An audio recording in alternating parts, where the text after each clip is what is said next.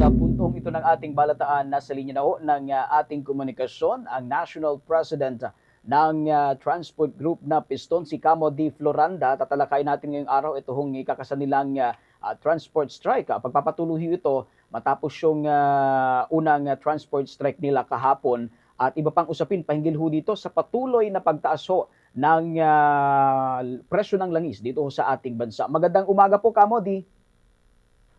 Magandang umaga sa inyo at siyempre sa ating mga taga-sumaybay.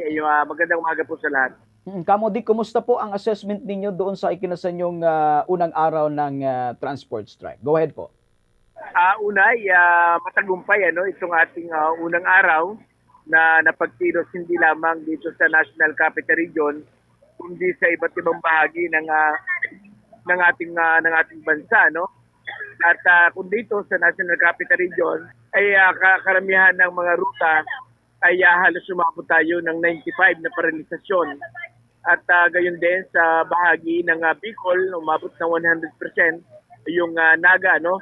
At na almost 90 rin sa Southern Tagalog, sa Laguna, sa Quezon, Batangas at Cavite. At gayon din sa bahagi ng Bulacan, no? Bulacan, Pampanga at Pangasinan at Baguio City.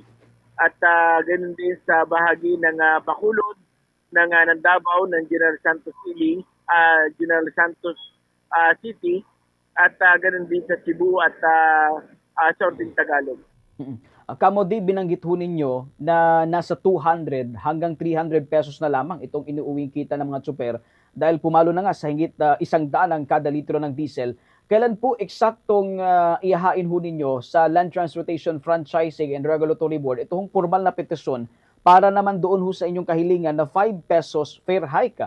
At ano ho ang tugon ninyo sa sentimiento ito ating mga commuter na mabigat din para sa kanila umano itong 5 pisong dagdag na pamasahe? Una sa lahat, ay plano nating hihain ito bago matapos ang Marso, ano? At mailatag natin yung anong basihan kung bakit humantong tayo sa pagpapile ng dagdag kita ng ating mga driver at mga operator sapagkat talagang halos hindi na kumikita. Na dati nga ay dati kumikita pa ng 500 hanggang 700 pero sa ngayon ay halos 200 hanggang 300 pesos na lamang yung kinikita dahil nga nung patuloy na pagtaas.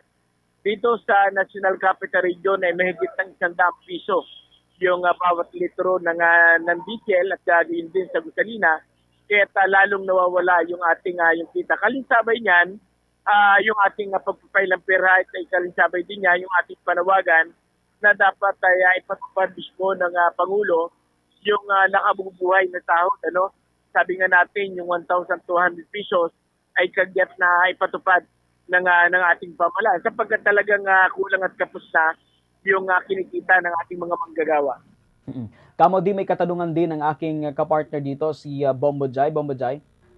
Kasabay po ng inyong transport strike na nanawagan ng Piston na ibasura ang oil deregulation law at isuspindi itong value-added tax and excise tax sa petrolyo. Kung hindi agad paboran ng Land Transportation, Franchising and Regulatory Board ang inyong petisyon sa pamasahe, gaano katagal ninyong balak na ituloy ang tigil pasada at ano ang inyong magiging susunod po na hakbang? Ang pinakalayunin ng ating transport strike ay laban dito sa oil regulation law, no? At yung laban sa excise tax at kasabat sa produktong petrolyo. At tayo ay pag hindi ito pinakinggan ng administrasyon ni Bongbong Marcos ay mayroon pa tayong mga siri ng mga pagkilos. Tuloy pa rin yung ating welga at marcha rally, ano, na tutungo tayo sa paanan ng Mindula upang mariin nating i-rehistro yung ating panawagan kay Bongbong Marcos. Kaya ito ay panimula pa lamang na pagkilos, may marami pang mga seri ng mga pagkilos laban nga dito sa mataas na buwis ng produktong petrolyo. Okay. Nilinaw ho ninyo, Camo D, na hindi sapat ang ipinangakong 5,000 pesos na cash assistance at fuel subsidy ng gobyerno upang isalba ang inyong kabuhayan. Ano po yung mas concrete at pangmatagalang solusyon na hinihingi ninyo mula sa ating administrasyon bukod sa pag-asa sa mga pansamantalang ayuda? Pag tinignan natin yung 5,000 ay makakatulong pero once almost lamang yan at hindi siya yung magre-resolba doon sa kasalukuyang dinaranas ng ating sektor ng transportasyon.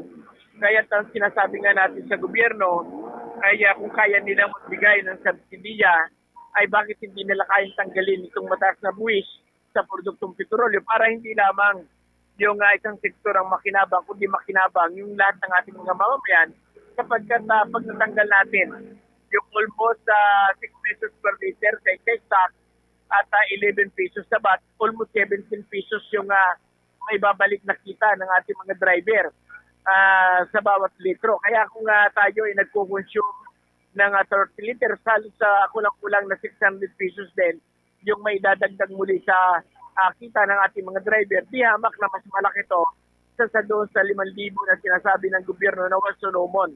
At siyempre, kapag natanggal natin itong matataas na buwis, ang direct effect niyan ay pagbabadi ng mga bilihin at kahit paano ay makakasabay yung maliit na kita at sahod ng ating mga manggagawa. Kamodi, maraming salamat po sa mga impormasyon na ibinahagi mo sa panayam na ito. Magandang umaga. Po, at magandang umaga po sa inyo at lalo na sa ating mga taga-subaybay. Magandang umaga po sa lahat. Mga kabombo at kasarnation, nakapanayam natin walang iba ang National President ho ng Grupong Piston, si Kamodi Floranda. For the most trusted source of news and information, visit our website at www.bomboradio.com. Follow us on Bombo Radio mobile app, Facebook, YouTube, TikTok, and X, formerly Twitter. Like, share, and stay connected. Anytime, anywhere.